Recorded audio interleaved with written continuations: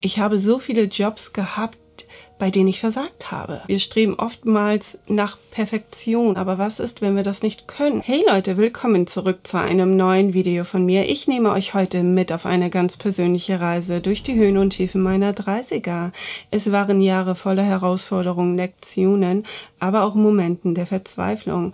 Oft werden die 30er als die beste Zeit des Lebens angesehen. Rückblickend kann ich sagen, es war ein ständiger Balanceakt zwischen den Erwartungen anderer und meiner eigenen Bedürfnisse. Ich habe versucht, Beziehungen aufrechtzuerhalten, während ich meiner Leidenschaft nachging, und ich versuchte inmitten des Chaos mir selbst treu zu bleiben. Es gab Momente voller Freude, wie mich zu verlieben, die Leidenschaft oder meine Leidenschaft zu entdecken und Ziele zu erreichen. Es gab aber auch Momente des Herzschmerz, der Unsicherheit und des Versagens. Eine meiner größten Herausforderungen war es für mich, meinen beruflichen Weg zu finden. Bei mir war das ein ständiges Auf und Ab. Ich habe so viele Jobs gehabt, bei denen ich versagt habe, bis ich irgendwann einen Moment hatte, wo ich wusste, es geht nicht mehr darum, mich selbst zu finden, sondern vielleicht mich selbst zu erschaffen. Ich fing komplett bei Null an. Ich habe eine neue Ausbildung gemacht als Make-up-Artist. Und ja, auch wenn alle immer denken, es ist ein bisschen Schminken auf YouTube oder Instagram, nein. Ich war auf einmal die Beste. Ich habe einen Wettbewerb gewonnen, war in Paris. Einige Jahre später habe ich eine Anfrage bekommen, ob ich den ehemaligen Make-up-Artist von Yves Saint Laurent assistieren möchte.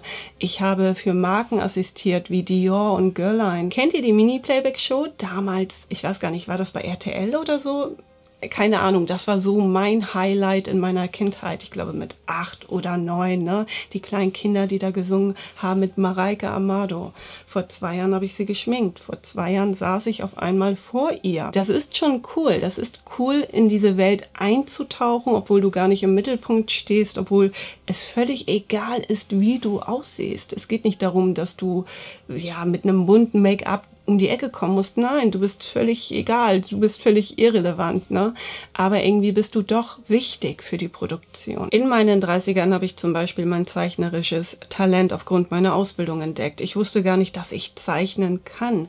Mittlerweile mache ich das im Schlaf. Ich liebe realistische Zeichnungen und ich weiß ganz genau, wo ich Schatten und Licht setzen muss. Ich muss nicht darüber nachdenken. Es ist bei mir im Kopf und das ist so cool. Das ist eine Entwicklung und das war ein Prozess. Und dann gab es eine Zeit, da war ich auf einmal Dozentin. Ich würde sagen, ich bin nicht sehr streng, ne? Ich unterrichte Leute und ja, ne, ich bin locker und easy going, aber manchmal hat man das Gefühl, ach gut, mit der kann man dann alles machen. Und das war für mich eine absolute Herausforderung zwischen nett, empathisch und freundlich, aber sich nicht ausnutzen zu lassen oder auch mal zu sagen, hey, so geht es nicht. Es gab schon Momente, da habe ich mich neu entdeckt. Ja, da hätte ich nicht gedacht, dass ich dann auch wirklich streng sein kann und mich durchsetzen kann vor allem. Das war schon sehr cool. Es gab viele solcher Momente, in denen ich meine Komfortzone verlassen und Vertrauen geweckt habe und manches hat sich ausgezahlt. Andere haben mich wiederum verwirrt und verloren zurückgelassen. Es gab sehr viele Rückschläge. Klar, ich hatte Rückschläge, weil ich entweder die Jobs nicht bekommen habe, obwohl ich alles gegeben habe. Ich musste von neu anfangen. Ja, ich weiß nicht, wir streben oftmals nach Perfektion. Wir müssen irgendwie immer die beste Version unserer selbst sein. Aber was ist, wenn wir das nicht können? Das ist so hart, wenn du auf einmal das Gefühl hast, nicht gut genug zu sein oder irgendwie das Gefühl hast, festzustecken. Und man muss sich da halt immer wieder finden. Ja, das ist so ein Selbstfindungsprozess, dass man versteht, dass die Emotionen da sind, aber sie sind nicht immer berechtigt. Sie sind nicht immer berechtigt. Nein, es ist okay, wenn man so fühlt, finde ich. Und ich musste lernen, dass es Emotionen sind, die wir kontrollieren können, die man selbst kontrollieren kann. Eine Erfahrung, die mir im Gedächtnis geblieben ist, war eine schwere Trennung. Also ich kann euch gar nicht sagen, wie sehr ich am Boden zerstört war. Ich hatte das Gefühl, dass ich ertrinke, dass ich nicht mehr atmen kann, dass ich in meinen Gefühlen ertrinke. Das war so schlimm und klar, am Ende ist das ein Prozess und am Ende sagt man, ja, alles hat einen Sinn und ja, wenn es nicht der ist, dann ist es der andere. Klar, aber manchmal ist das diese eine Trennung, die besonders schmerzt, die besonders lange anhält und die dich auch immer wieder zurückfallen lässt. Wie oft bin ich zurückgefallen? Und das sind manchmal Momente, die dir zeigen, dass du viel mehr wert bist, dass du zu viel mehr fähig bist, dass du dich neu findest. Manchmal, ja, findest du dich neu. Manchmal probierst du neue Dinge aus. Manchmal entdeckst du eine Seite an dir neu.